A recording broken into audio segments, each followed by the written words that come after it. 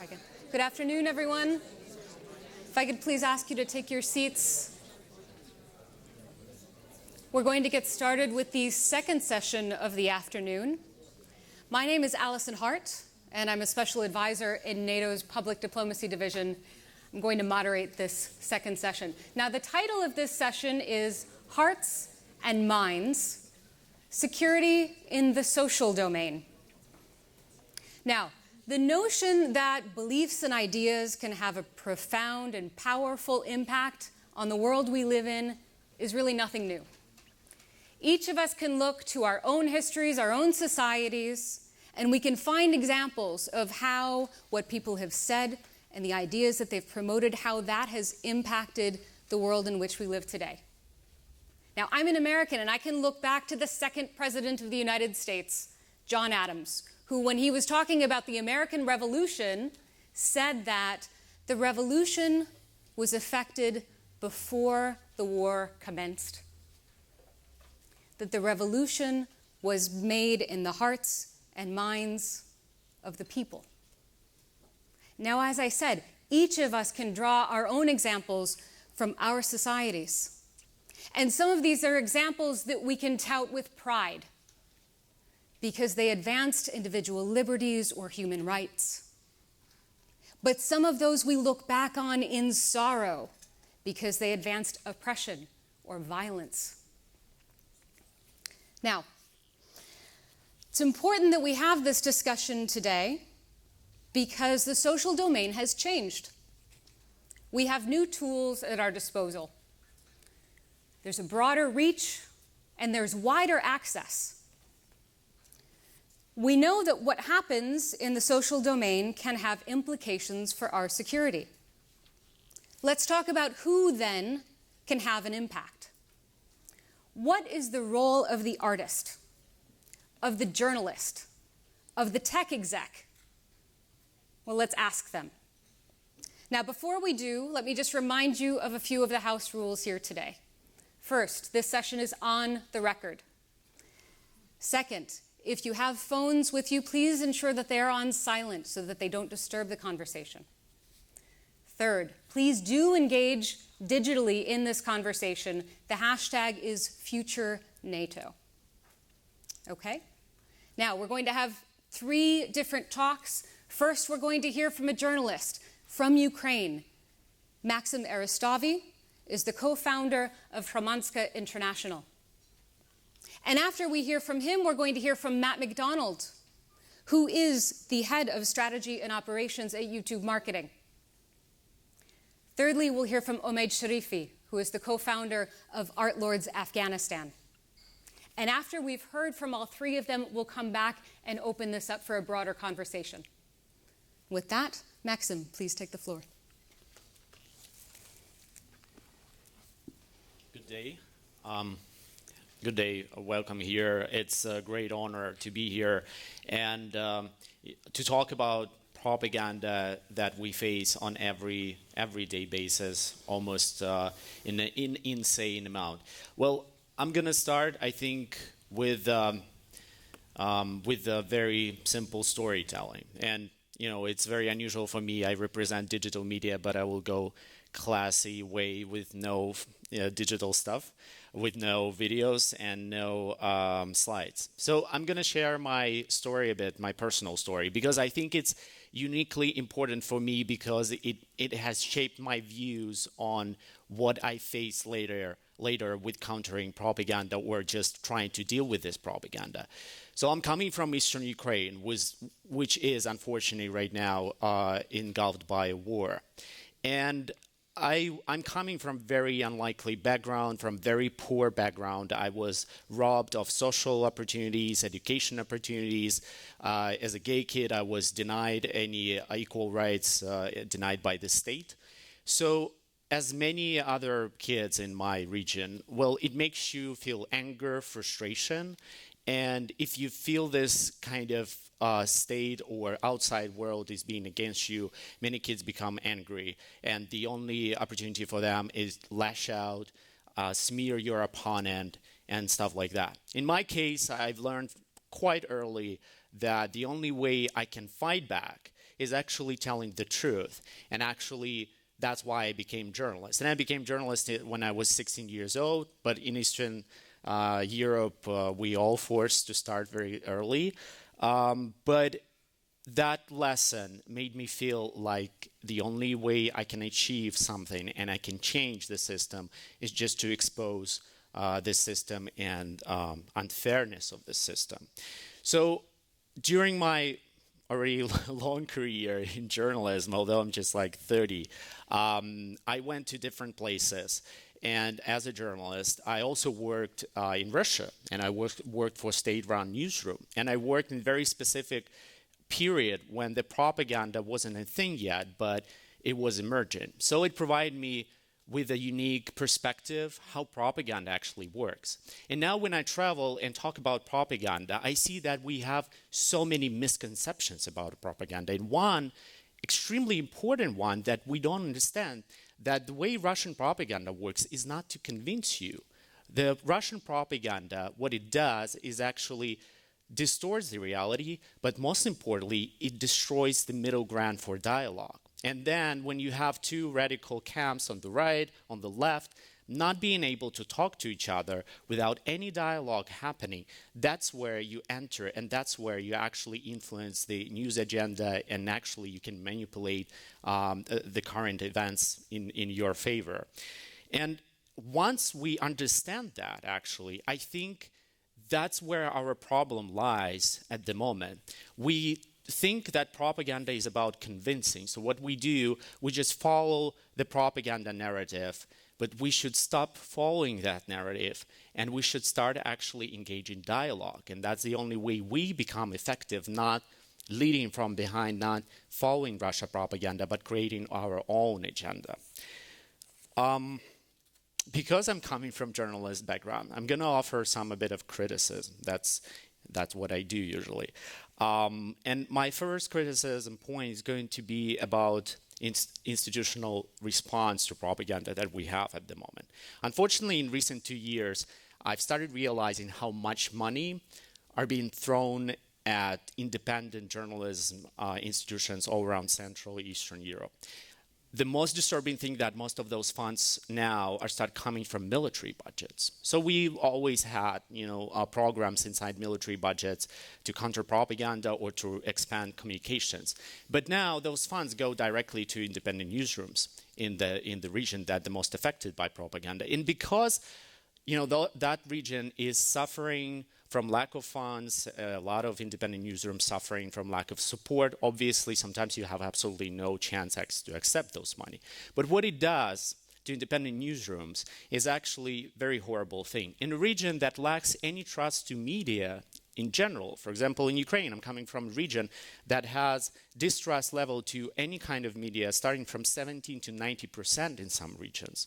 When they see that actually those independent newsrooms, those few independent newsrooms receive military budget money, it makes the situation even worse. And it doesn't win our audience, it doesn't win that trust.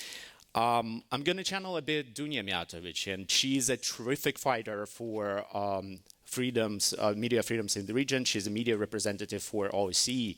She produced a terrific 2015 report when they gathered all instances of countering propaganda and how our money from military budgets or from state budgets affect independent journalists. What she said is very simple. Stay out. If you're a military organization or a government, stay out of independent newsrooms in the region. When you channel money to that region and you make the situation even worse because it produces more distrust between audience and media, and it doesn't actually work, you don't win anyone that way. So at the same time, we face very frustrating situation with a lot of governments in Central and especially Eastern Europe. Because they don't quite understand the nature of propaganda, sometimes what they do, they just ban things. So from Estonia to Ukraine, many Russian TV stations are being switched off. Journalists are being harassed if they're not patriotic enough, or their line of questioning is not very comfortable. We're facing very disturbing situation where actually a lot of that action is happening outside the court system. So when you have just one bureaucrat deciding who is journalist, who is not a real journalist, what kind of channel is real news channel or not, this is very disturbing for the region that went through 80 years of brutal autocratic regimes. And actually, it gives me chills when I think about bureaucrat deciding whether or not I'm an independent journalist. The other thing that we're missing is the danger of the word counter-propaganda entering our discourse. That's something that we shouldn't allow. Because the moment it enters our discourse, it actually says a lot about we being involved in the same kind of propaganda. And I'm representing independent news organization that actually found the way out of it. When we launched Hromadski in Russian language newsroom that countering Russian citizens and Russian speakers outside Ukraine, we refused to use propaganda. We refused to use the concept of myth busting. We refused to follow Russian propaganda agenda. What we did instead is actually pushing for just independent journalism on very independent agenda. And we became the first ever project based in Kiev that attracted the majority of audience from Russia, not from Ukraine. So our audience is still kind of small, but at the same time, it's a great example what actually works in the region. So to finish, because I need to finish, I am actually want to offer a bit of vision. So what we do right now is not what actually works. What we need to do is to provide more cooperation between independent newsrooms in the region, what we do, and we're trying to reach out to independent newsrooms. But what also we need more cooperation between our governments, and especially in Eastern Europe. Because examples like Ukrainian Ministry of Information is a horrible example of how how big of misconception we have about communications in the region. But for example, international cooperation between different governments to release Ukrainian captive Nadia Savchenko is another example of terrific communication program that we can build up together in the region. So that's what my main message is. And I think I'm really open to the debate and to the questions, the part I'm enjoying the most. Thank you so much.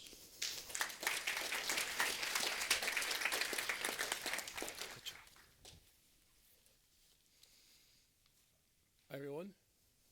Matt McDonald from YouTube Marketing. Pleasure to be here with all of you. So just in the last week alone, we've seen the continuation of terrible terrorist attacks in Istanbul, Dhaka, Bangladesh, and Baghdad. And these acts are part of a pattern that's continued over the past several years. And what we've talked about today, and what we'll continue to talk about over the next couple of days, is discussions about how do you address these threats from a military perspective, and then also from a diplomatic perspective. But in parallel, there needs to be a conversation about how do we work with the private sector, and how can we play our part in the battle that's happening online. And that is for the hearts and minds of young people who are susceptible to the propaganda and radicalization that's happening. So extremists have built a sophisticated operation targeting young people through the use of social media. They've used a variety of platforms to spread intolerance and have stoked fear through the incitement of violence. At YouTube, we categorically reject the use of our platform for this intolerance. We have gone to great lengths to ensure that content that violates our term of service has no place and that radicalization does not occur on our platform. Specifically, content that contains explicit calls for violence or glorifies or praises violent acts, terrorist recruitment or training camp videos, executions, hate speech, harassment, or threats are not allowed on our platform. We don't allow organizations or individuals recognized as terrorists by the US government to have Google accounts. We have a process in place to work with governments and NGOs to remove content that violates local laws. To do this, we work with a community of flaggers across the world to monitor content on our platform 24/7. We flag 100,000 pieces of content every day, and last year removed 14 million videos from the platform. And I don't know if you guys have noticed, but there's a lot of stuff on YouTube, so it's a lot of work. So we take our responsibility incredibly seriously, and we're acting as a leader in our industry to prevent radicalization from happening online. But the reality is that taking down content and moderating content is only one part of the solution. Because although YouTube is a leader in video, content still exists throughout the internet. And fundamentally, we need to have a positive message that can recapture the dialogue and provide a hopeful message to young people to help them realize that radicalization and violence is not the way to go. The one example of such content is the story of Abdullah X. Created by an NGO in East London and commissioned by Google, the UK Home Office, Abdullah X is a content series that is a prime example of what we call counterspeech. Now, the project began to address the level of extremist content on the internet with balanced, critical, and insightful sources. It fundamentally tells a story that speaks to young people in a way that they can understand and in a way that resonates, but steers them away from violence and provides a narrative of hope and inspiration to help young people connect with some of their grievances in a way that's positive and in a way that they can move away from violence.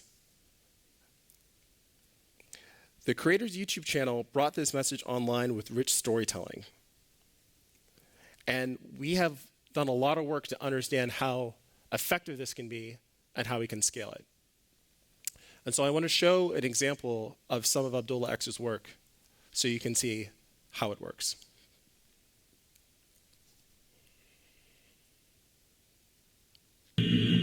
Salam. Thinking about Syria and what's going on there has become almost a necessity now. But equally, thinking about the best way to support the people of Syria should be at the forefront of that process. Our young people are often being driven to act without being driven to think in detail first. So let's change this dynamic for a better outcome, inshallah. Here are 5 considerations or questions that an individual could do with asking him or herself on the Syria issue. Number 1, have you thought about the actual needs of the people, especially women and children in Syria? Number 2, if you have, then do you genuinely think that going out there to fight and potentially be killed will affect those suffering in a positive way? Number 3, do the people of Syria really need you to go out there and fight when you don't fully know the terrain, the political reality and the actual motivations of groups who are claiming to be fighting for Islam? Number 4, if you have families and even basic responsibilities where you live, how would you justify leaving them for a conflict in which Muslims are essentially killing other Muslims indiscriminately and without regard for the Islamic principles of warfare and the protection of civilian life? Number 5, have you asked yourself sincerely what your actual maqasid, objective is, and if this is actually anything to do with Islam or protecting other people? If you have, then have you not found more constructive ways to support the innocent people of Syria compared to trying to go out there and fight to simulate some video game that you feel you have to reenact in real life? There is a call of duty for Syria, and it is to be well-informed and not misinformed. Allah does not need your so-called martyrdom when the fight out there is about power and influence in the form of some manufactured jihad. Do you even know how Fard Ain and Fard Kifaya apply to you in your homeland and to your own responsibilities? Engage in relief work for those people and raise awareness. Don't go and fight for a so-called cause you have not even questioned critically. More next week, inshallah, on another topic that is current or that will not go away. Abdullah X. Peace. So that was one of the first sets of content from Abdullah X. And when we originally commissioned it, we had the goal of trying to reach a few hundred disaffected youth in London specifically. After we launched our campaign, we were able to effectively reach tens of thousands of such viewers around the world and receive hundreds of comments from young people who were directly touched by its message. And fundamentally, the reason it works is because it's effective storytelling. Rather than talk at viewers, the creator effectively engages the viewer in a dialogue about the pressing question, whether to go to Syria, in an authentic and direct manner. And the team behind Abdullah X built a positive and inclusive message, and it's showing to work. We're very proud to have been part of this effort, and we're looking to scale the learnings of Abdullah X through the development and growth of other counter-narratives more broadly. We hosted over a dozen counter-narrative events across the globe, including 7 here in Europe. We've trained hundreds of NGOs on how to use counter-narratives effectively and on how to use YouTube and how to use marketing to get their message out. We're currently running a pilot to increase the visibility of such counter-narratives on YouTube and are offering Google AdWords grants to NGOs to place ads for such content in response to queries like, I want to go to Syria, or how do you join ISIS? So that way we can facilitate a meaningful dialogue and recapture the dialogue with meaningful counter-narratives from expert sources. Now, obviously we can't do this alone, and we're collaborating very closely with Facebook, Twitter, and others in our industry to make counter-narratives a bigger part of the broader conversation and to address these threats and the propaganda that exists online.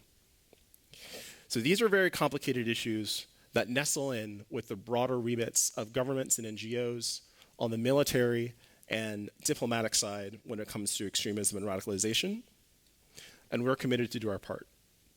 Thank you.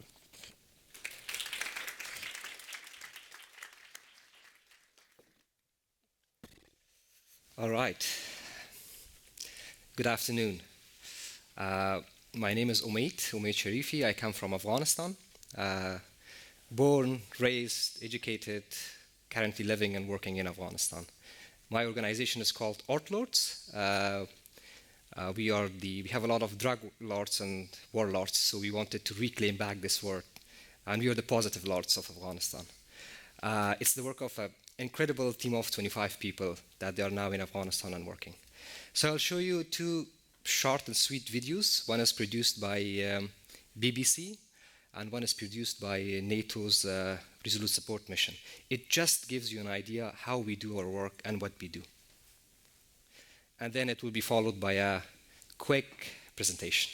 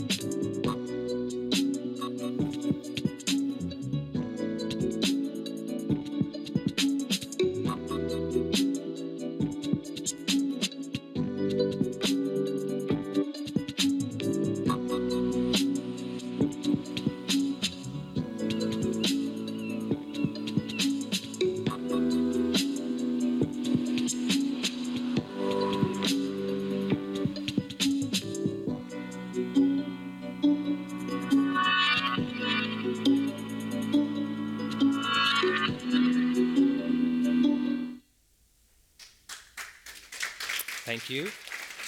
Just a quick, another one, 40 seconds. I promise it's not long ones.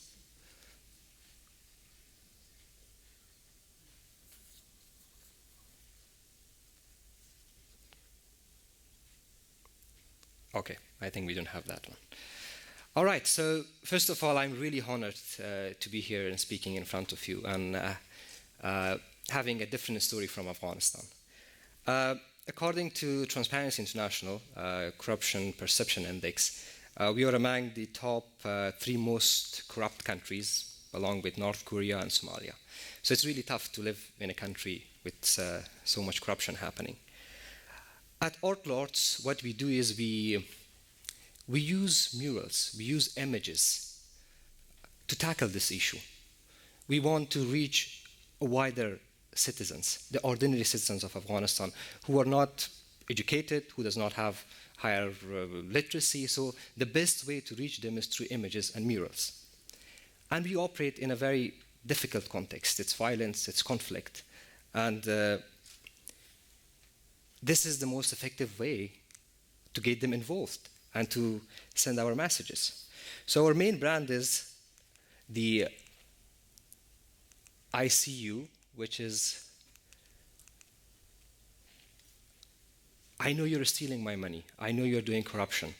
The message is to all those people who are out there in the government, in the parliament, in the civil society. We know that you're stealing our money, and we will get to you. Maybe not today, but later on we will take you to justice. And this is very famous, the pair of eyes. It's in our presidential palace, it's in our spy agency, it's in the Ministry of Education. So basically, sometimes when I walk around in the street, the only thing people will say is like, point me, oh, this is the ICU guy. Or one day I went to the passport office, there's a lot of corruption happening at that time, and I had a badge of ICU, and suddenly everybody was running around trying to get organized and do something, and they were telling each other that the people of I are here. So this is the effect of a very simple work that we are doing in Afghanistan. And when we paint, so we involve people. When I'm on the street of Kabul, I just ask people to join me. That feeling of ownership, that feeling of getting involved. Kids, women, police officers, elderly. I had people that in their 60 years of life, they never had a brush in their hands. But they come in, they join, and they paint. And they paint for 2 hours without asking a question. And that is the platform when we talk, when we discuss their social concerns, when we try to find innovative ways to solve our own problems. So the paintings, the murals, is just the tip of the iceberg. I go to universities, I go to schools, I talk with them. I just encourage them to ask questions. Because in our school system, in our universities, the religion, everybody just tells you not to ask questions. So through this work, we are really trying to promote critical thinking. Ask your father, where did he buy the new car? I have people in Afghanistan who become millionaires in just one night. So we have to ask those questions. And also, we take it to the next level as well, going to government, parliament, engaging them in dialogue and arguments, and also advocating for those sunshine laws, which can really help the country.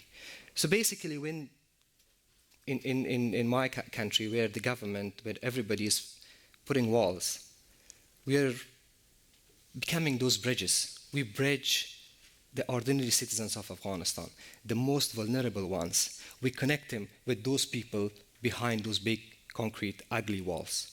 They've made my city, the city I was born, into a prison.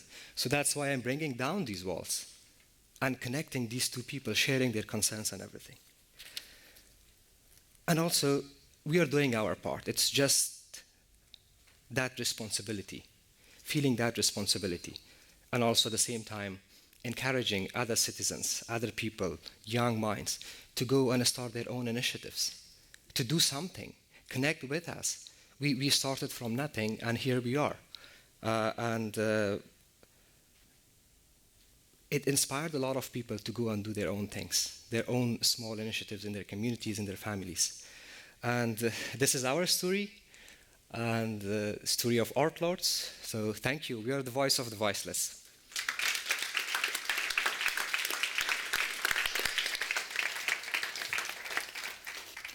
All right, if I can invite all three of our speakers up to the stage.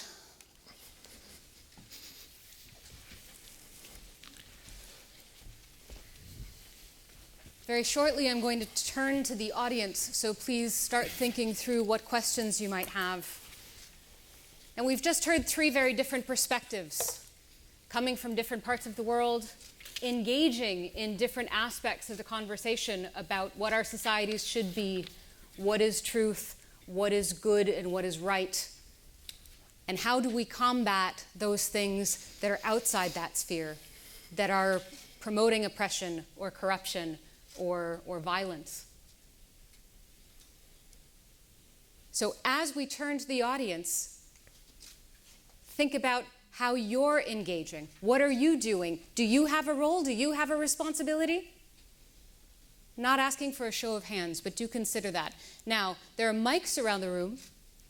Please, if you have a question, raise your hand. Wait for the mic to arrive.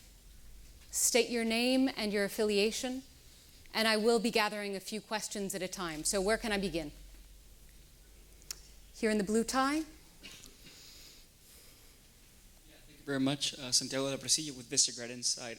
Maybe too much a technical question, but I want to hear the panel's thoughts on President Obama's decision to delay the withdrawal of U.S. troops in Afghanistan. Are the fears of a complete pullout that the current Afghan government would completely fall apart in 2 years or a year and a half a real fear, or? I just want to hear your thoughts on that. Okay, the woman just in front of him. Thank you. My name is Tina Roner. I'm an Atlantic Council Millennium Fellow, and I work for the Asian Development Bank based in the Philippines. So my question is for both Matt and Maxime in a way. As I heard Maxime speak about the dangers of myth-busting and using counter-propaganda, but on the other hand, also watching the video that was shown by Matt. And I think there is a fine line to walk in terms of not wandering into the dangers of this kind of counter-propaganda, which can also be destructive, but at the same time also having an obligation to get a message out there and to counter the often hateful and destructive things that are broadcast on social media. And where do you see that line is, and how could you handle that so that on one hand, you do not get a backlash that could follow from such counter-propaganda, but at the same time, remaining silent is also not an answer to that. All right, and we'll take one more. This woman here. Thank you. My name is Arya. I come from Afghanistan. Wonderful listening to all three of you. Whoever wants to reflect on it, but what Maxime said made me think more about this. So in the fight of good versus evil, why is it that the good has to be the counter? Why is it that we have to be on the reacting seat instead of acting seat? Why is it that the agenda is determined by the terrorists and then YouTube has to provide the opportunity for the good people to put the counter propaganda there? What can we do to take that lead back if we have lost it? Thanks.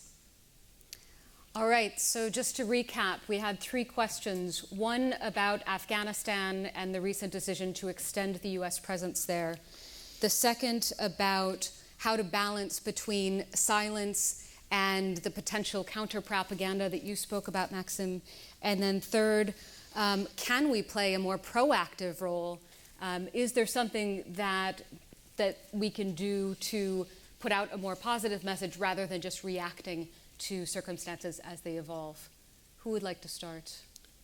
I think Sure. I can go ahead with the President Obama's decision. So our challenges are mammoth. It's gigantic. We have the ISIS is now very active in the east part of Afghanistan. The Taliban has been there for the last 15, 20 years. They are gaining momentum, getting support. The crimes has been high because of the drugs and everything. But at the same time, we are also taking responsibility, not only on the security front, but on all fronts, be it economic, be it civil society, and in every 24 hours, an average of 27 soldiers die every day. So that's the number of troops, the sacrifices that we are making. And this is a war that's imposed on us. So this decision to keep the troops, it's a small number compared to what it was a decade ago or a couple of years ago. But it helps to keep that leverage that the international community should have, and also helping train Afghan forces. They showed strong ground. They didn't crack down as it was analyzed by some experts. So it's very important decision at a very important time. And this sends a signal to all those terrorists and the countries and evil states that are supporting terrorism that the international community is standing with Afghanistan. Sure. So I'll tackle the questions about the line between silence and propaganda and counter propaganda, and then the question about sort of being proactive. So I think first of all, from our perspective, fundamentally we're a platform, and so we want to enable content creators to go out in the world and spread their stories, tell their messages, and help them reach their end audiences. But I think that there's a few different ways to do that. I think one, as a brand, YouTube is very active in promoting tolerance in all forms. We recently had a partnership with the UN where we brought together 7 of our female creators, actually UN ambassadors, for gender equality, and they're actively promoting gender equality around the world. We also recently launched our latest LGBT Pride campaign, where we've really talked about the notion of being proud to be, and encouraging people to tell their stories of who they are in the full spectrum of LGBTQI identity. And through that campaign, there's been a series of 100 other videos created by the YouTube community that speak out against different intolerances that that community faces on a regular basis. But then we also really want to galvanize folks to build content on the platform. And one example outside of AWX is a creator called Firas in Germany, who was a Syrian. He was in a Syrian jail, and he was sort of an oppressed moderate. And he created a YouTube channel, started to tell his stories through humor, actually, and is actively telling the story of the Syrian people in a very positive way. So I think there's a lot of different ways to be proactive and to kind of go out and tell effective stories to kind of counter hate. But in terms of the balance between silence and propaganda, I think the important thing is fundamentally, we've had a lot of conversations more broadly about how do you reach your end user, how do you communicate effectively, and I think what ISIS has done well is that they've really thought about what are the different media channels, what are the different communication channels, and how can they master a strategy to utilize them effectively. And I think as more and more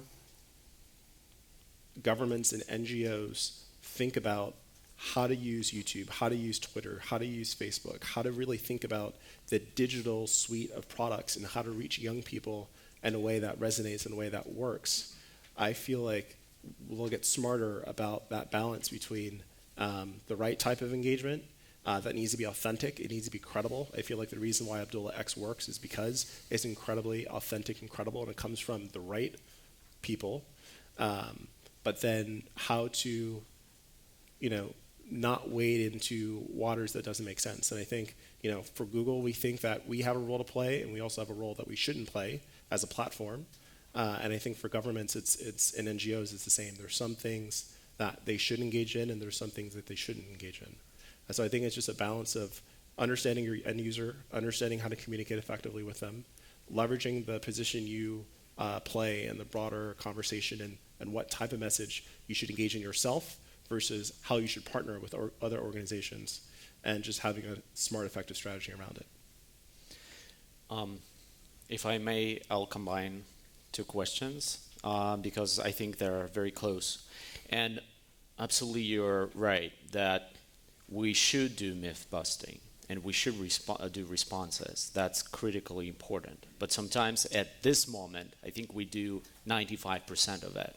We don't set our own agenda, and we don't fill up the space with facts and our own stories, and sometimes positive stories. That's important. And also it's important to divide between the responsibility of independent newsrooms and responsibilities of government. I think that our governments in Eastern Europe or Central Europe fail us at good communication strategies. They do not respond very well. So if they are being accused of something by propaganda, their responses are not very good, or they're not there yet.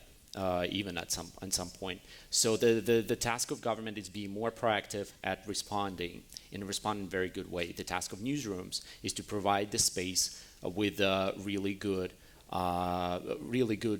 content. And I think that digital era provides us with such an enormous opportunity to just do a digital build-up of facts, of truth online. So when people search, people go to Google or Yahoo and they search about this issue, there are not only propaganda that is especially Russian propaganda, that is very effective at filling out the space everywhere using every platform possible. The same with ISIS. We should be also there in providing an alternative. Because in the end, I think what propaganda does to people, and we're not facing something uniquely new. We had the similar propaganda crises before. What it does to people is obviously destroys the middle for dialogue. People become not very interested in the opinion of other people. Then we have this massive tribalizing effect, or as President Obama said, a balkanization of media space where people don't even want to hear each other. But in the end, people get tired. This thing happens all the time. People get tired. And then when they're tired, they will go online and they will reach out for information to fill up those gaps created by propaganda. We should be there providing with that information. And I think that's answers your question, Arya, in the way that's how we lead with the agenda, because we have our own agenda, and our own agenda is unchangeable no matter what, no matter kind of propaganda, is creating more high quality information and do a digital build up online. So when people are tired, they come back to us and they receive very high quality answers to their questions. Well, thanks very much. Can I see another show of hands? I'll take another 3 questions. Start first in the front row, then back here, then third in the back, and then I'll come to this side for the next round. Hello. Hello. Hello, my name is Florence Akiemi. I'm also a Millennium Fellow, and my question is for Ahmed. You ended your talk with a reflection of when you went to the passport office and you had the ICU pin and folks started to scurry around and be busy.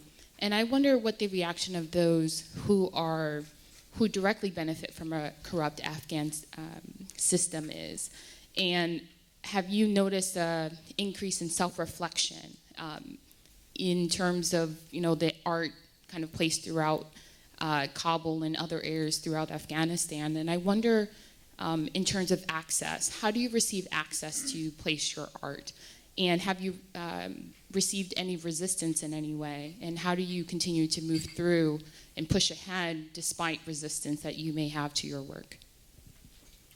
Thanks. This gentleman 2 rows back. This question's to Matt.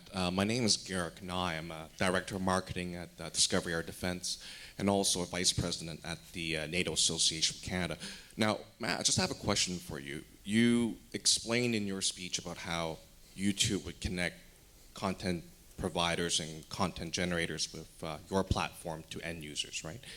Could you elaborate more on Google's stance, or perhaps YouTube's stance, on connecting those people in countries such as China, or people that are behind firewalls and governments where they control their pipe to the greater world? How would you enable those people to be able to spread their voices and put up their content through your platform? Thanks. And the third question was all the way in the back, the gentleman in the blue shirt. Hello, my name is Archila. I'm from Georgia. Basically, my question is to Maxim. Do you solely rely on online platforms when you try to spread your message against this propaganda? Because what we see in Georgia is the situation is more or less similar, and online platforms are not usually quite effective. And what we actually need is the approach that the colleague from the Afghanistan mentioned, that you just need to go and meet these people and meet face to face and explain the real situation and provide the actual information to them. All right, and I'll turn back to the panel in reverse order. So Maxime, a question about platforms and diversity thereof. Matt, for you, a question on connecting those who are being limited by their governments. And Omaid, to you, is it working? Are people changing? And what are the obstacles that you face? Maxime? Sure. I think that obviously we must reach out to people who are offline. And, as well as in Georgia, in Ukraine, the internet reach is still quite small. Moreover, in Ukraine, just 60% of people have a regular access to internet, which is one of the lowest levels in Europe. At the same time, knowing that we should reach out to those people, the other fact is that the internet expansion is irreversible, and we will be there eventually covering 100% people being online, and it's going to happen very soon. And we must prepare ourselves when that peak is there 100%. We must prepare ourselves as journalists, as media organizations, or as government agencies to muster digital communication by that time, to be on every platform, at least to know how all those platforms work, what kind of audience do they have. Because what we're seeing right now are early trends, but they will expand in coming 5, 10, and for some countries 15 years, but I'm pretty sure it's going to happen earlier. So that's why we must lay out that foundation now and be the most creative, specifically in the digital area. And unfortunately, not all of us are doing very well that, and propaganda networks like Russian network or ISIS sometimes are much more effective at this, so they're laying out their foundation before us, and we should be concerned and step up our efforts digitally first and foremost. Thanks very much. And Matt, for you.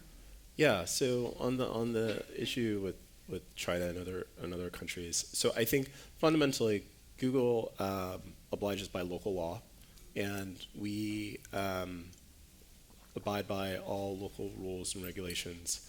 I think fundamentally we do believe in the freedom of expression and the freedom of information. That does conflict at times with different municipalities in different countries. I think that it is an ongoing issue throughout the tech sector, and as you've probably seen, sort of many of the bigger players in our industry have tried to engage with different governments and had ongoing conversations with different governments, and that does continue. But fundamentally, we do have to abide by the local laws and regulations, and we do want to promote more openness and more freedom of expression, but we can only do that where we can. Thanks. Omaid, for you, comments on where you face difficulties, how you get your permissions, and how much of an impact this is really having on the people around you? It works. In the Supreme Court of Afghanistan, the judges and the attorneys, they even have a joke about our ICU campaign. So it means even up there, they are talking about it. We are targeting their conscience. I'm quoting a minister which I met very recently. He wanted to appreciate our work, and then he told me, every time I cross one of your murals, I make a list of all those corrupt people in the cabinet and the National Security Council, and all those people, how much they stole, how many houses they have in Dubai and Istanbul, and all those stuff. So that's at the level which we are telling the government officials, the warlords, all those big people that we are watching you, we know you're stealing. So, and they are conscious that there are eyes all over the city, and these are the eyes of the ordinary citizens that are watching them. And the second level of this is that we are taking this fight to their households, to their homes, encouraging their young children to ask questions. So that's where we will beat this evil corruption, because that's where the integrity comes, that the children should not go into this flood of corruption and a culture of impunity. So it does work. In terms of resistance, we do face a lot of challenges. One is the general threat of security, because if you're working at the presidential palace, on the walls of the presidential palace, there might be explosions happening, somebody will come over and blow themselves up, and you will be a target. And then there are also targeted killings and kidnapping. So that's a general situation which is happening, and we have consciously decided to stay there and do this work. But most of the times, I I face challenges in terms of getting permissions from the government, because it's their walls. So when I go there to paint, the soldiers will not let me unless I have a signature from a minister. So recently, before coming here, I had to do a campaign, an art activation day for illegal immigration. I had to run for 2 weeks because I had a respect for the process to go through all the process. I had to run for 2 weeks, but I was not able to get the permission for a very, very ugly wall. Then I had to call Office of the President, and then they made a call to that ministry, and it happened in just half an hour. I got my permission. So every time I have to go up there to the President's office to get my permissions. And one time our spy agency just painted one of my murals. Somebody decided, didn't like it, they just put white paint on it. And that was our first mural, and I loved it. It was like my child, and everybody in the team was very upset. So what we did, we indirectly worked with the media, in every sessions, in meetings, in parties, we were putting a lot of pressure on their leadership that, and my message was clear: Taliban destroyed the Buddhas of Bamyan, and our spy agency destroyed our artwork. So it was simple. And I told them if they are not going to let me do it again, on the same place, with the same message and same mural, I'll go to the media and I will tell people about this. So after 3 months of lobbying with this agency, one day they asked me to come over, and I went, and there were like 5 guards standing. I thought I would get arrested. But then this big guy was sitting there waiting for me and told me that, okay, go ahead and get another wall. Do whatever you want to do with the wall. Stop your propaganda and everything. I told him, no, you have to pay me because it cost me $500 to paint that wall. And I want the same wall and the same message. And he was like, he thought I'm kidding. But we succeeded. I painted the same pair of eyes at the spy agency with the same message, and he apologized as well. So there is resistance, but we will not back down. By being there, standing our ground, we are making a statement. And that statement is that we will not let them win. Thanks so much, Hamid. Now, as promised, I'm going to come back to this side of the room, and I know there were a number of hands. If you could please raise them again. All right, first in the 3rd row here, then we'll move to the back. Thank you very much for the presentations. It's very enlightening. So, in essence, the 3 of you have talked about the importance of having plurality of voices, especially in our generation. So my question is, what happens when the traditional infrastructures and platform that have allowed us to voice ourselves are very much controlled? So building on what the gentleman said about having firewall issues in China, it's more than just, the access to internet and social media. It's things like general media coverage, where, Maxime, you talk about having independence of journalism. But what if the entire airwave is controlled by the government?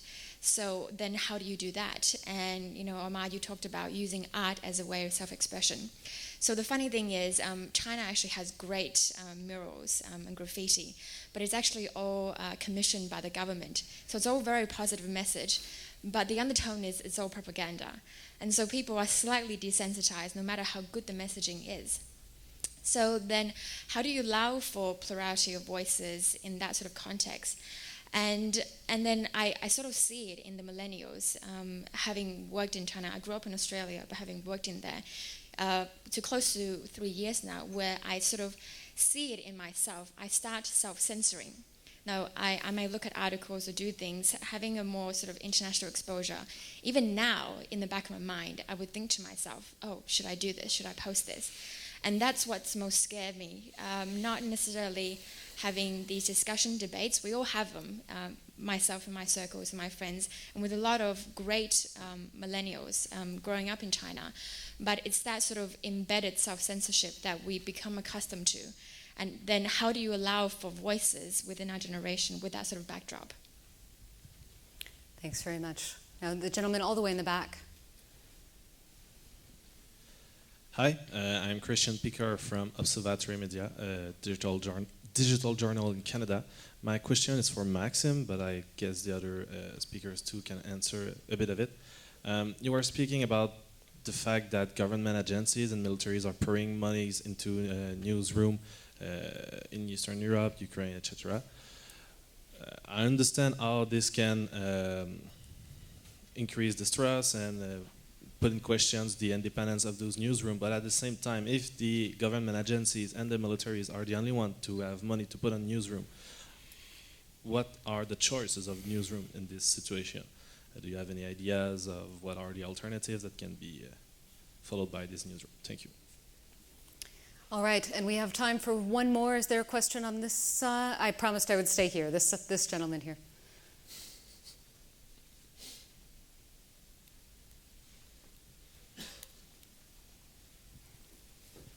Thank you. My question would be to Umaid from Afghanistan. Actually, at the beginning, there was a quote from John Adams. I think it also belongs to John Adams. He said that I must study politics and war, so my children have the liberty to study math and engineering, so their children can study arts and philosophy. And it seems like you've actually kind of brought arts much closer to the political dimension. And in your case, it's not even underground art where it's like anonymous, like Banksy or something, but it's actually, you have a face and you're not hiding it and you're openly fighting it against certain political issues you have in the country. My question would be, where do you get the funding? I mean, do you need any funding, and where do you get it? And what's your vision? Like, how are you going to expand it? Do you think it could have a greater impact down the road? Thank you. All right, thanks for those questions. I'm going to turn back to the panel for some final remarks. Maxim, if I can start with you, just as a reminder, the first question had to do with the challenge of access, whether that's access to social media platforms or to the media space or even indeed the public space for art, and how do we avoid going down the path of self-censorship. There was also a question for you, just that last question, about how we should think about this going forward. If I may, I again combine. Please. I love building bridges. So I'm going to start with self-censorship. I'm coming from a country that still struggles to get an access to the audience, right? In a country that we don't have state censorship, but we have oligarchic censorship, where 95% of all media assets are in the hands of very rich Ukrainians. Sometimes getting message out is very complicated.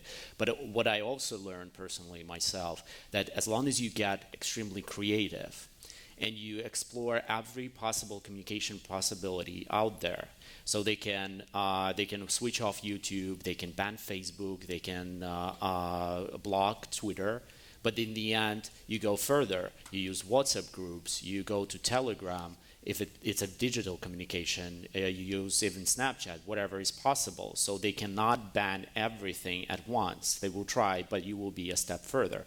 But when it comes to non-digital communications, what is also important, it's something that we need to be creative as well.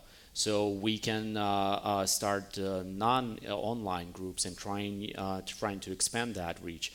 That's how actually Hromadske started. For example, it's very important for every country to have a public broadcaster. Ukraine learned that very hard way. When the revolution started and we started Hromadske, as you know, it's translated as public. It's a public broadcaster that is designed and operates as a public broadcaster, but it's out of a system because up until now, 2 years after the revolution, the government still blocks the public broadcasting reform. So we operate out of the system, being constitutionally a public broadcaster, but effective one, but still not being officially public broadcaster. So it's another example of being creative, how to bypass the system. Sometimes not all countries can afford that, obviously. But then it leads me to the second question, because if we're a public broadcaster, we're facing huge challenges of making sure that our audience participates. And that's something, I guess, any other independent newsroom in the region faces and has to deal with. We lack the feeling of ownership among our audience. But that's why we reach out to foreign funding, because that's the only sometimes way to survive on initial stages. And I'm not telling you that if you're a young, independent, new newsroom, you should totally refuse any international support. Sometimes NGO support or foreign government support is the only way for you to start and operate. But you, from the day first, you have to build up this ownership feeling with your audience. What we do, we live stream our editorial meetings. We reach out to audience all the time so they participate in the editorial decision. If we make mistakes, and we do make mistakes, we young journalists, we don't know everything. We are very open with audience. We accept their criticism. We evolve with it. We're very honest with them. But we also started online donation campaign. It doesn't support us 100%. But the level of donations is rising because people feel like they own this. You know, if they paid donation, they own the media and they participate in the process, and in return they get some goods. So this feeling of ownership, I don't think that you can get it right away. But at the same time, I think we should start with education, with digital literacy in schools, with building up the whole notion of ownership when kids are still in schools, and to make it part of their life that if they want something public, some public content or public service, they also need to feel like they own it, and that public provider, it's their job to provide that content to them. Thanks very much, Maxime. Matt, do you have some closing comments? Yeah, so I'll just address the question about access. And so I think it's a really good question because there's two parts of access. I think first, before we even get to the topic of censorship and your ability to freely engage and express yourself, there's a big reality that in a lot of countries where there are challenges around censorship, there's also just real challenges around infrastructure, period. And one thing that we spend a lot of time thinking about is how can we create the basic layer of infrastructure for the internet, for sort of watching digital content, because a lot of folks are constrained by the high cost of data and very limited access to broadband internet. And so I think that is sort of one thing that isn't there for a lot of people. But then even beyond that, when you go into the question of the dissemination of ideas and freedom of expression, there are a lot of challenges. But I think one thing to remember is that, as what was said earlier today, smartphone penetration is ubiquitous. And increasingly, there are more ways to communicate than there ever have been all around the world.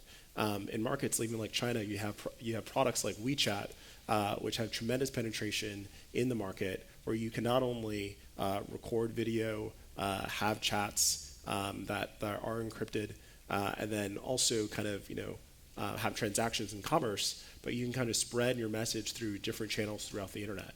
And even though certain services might be blocked in certain countries, that doesn't mean that you can't still get your message out through other services and through other products and through other platforms.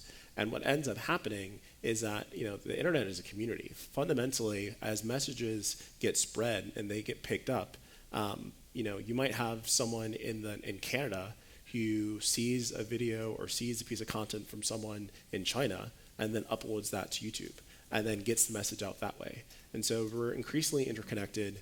We have more and more platforms that facilitate that connection around the world in all markets. And I think that you're getting to the point to where most voices can be heard. And it's just a matter of amplifying those voices. And even in the last few days in the United States, where you've had videos of police brutality being captured, now that people know that they can go to the internet to use Facebook Live or use sort of YouTube to capture moments and then work to get those moments spread and get those stories told to more people, I think we're quickly bringing down barriers to make sure all voices are heard. Thanks so much, Matt. Ahmed, closing comments. Yes, so we choose our own social topics or issues, the themes, and we choose it because of the surveys and everything that gives us an idea of what is very important and hot topic for the country. For example, issues of corruption, radicalization, and women's rights. These are the themes that we work on. So we come up with the issues, we come up with the concepts, and we go there and paint it. So we have that level of authority, and most of the time the government is helping as well. but I do get calls from government offices, from the warlords or businesses. They call me and say, we want my portrait to be painted in one of the walls, or this. Yeah, I get a lot of those calls, and I respectfully decline, or in their houses, so they just even do that. The funding, this is a 2 years old organization now. At the beginning, I spent all my money on this thing. Then when it was finished, I used my wife's money, a lot of it. So she still asks me for that money. And then when it was a bit known for the people, I got a lot of donations from friends, and everybody was from $10 to any amount that they could give me. So they liked the movement, and they would say, okay, just do this mural and I will pay the costs for the paint and brush. But mostly this movement is volunteer based, so everybody is working with no salary or anything. I only pay my artists because there's 25 artists I have, and they are the most vulnerable sect of the society because there's no space for art in that country. The vision is in 10 years, because I want Kabul to be the capital of street art. We have the most ugly tea walls in the world. This is the biggest capital with all these big ugly walls. I want artists to come over to Kabul, see a different side of Kabul and paint with us.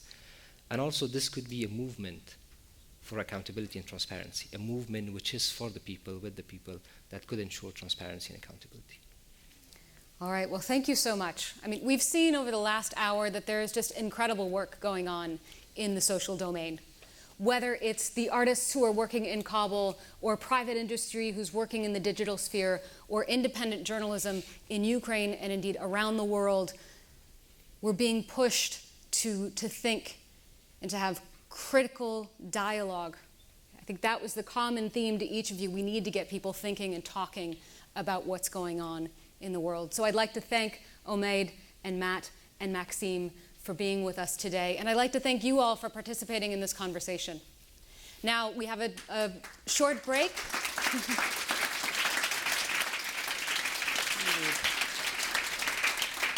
So we now have a short break. The next session will start promptly at 2:40 p.m. So please do be back for that. Thank you very much.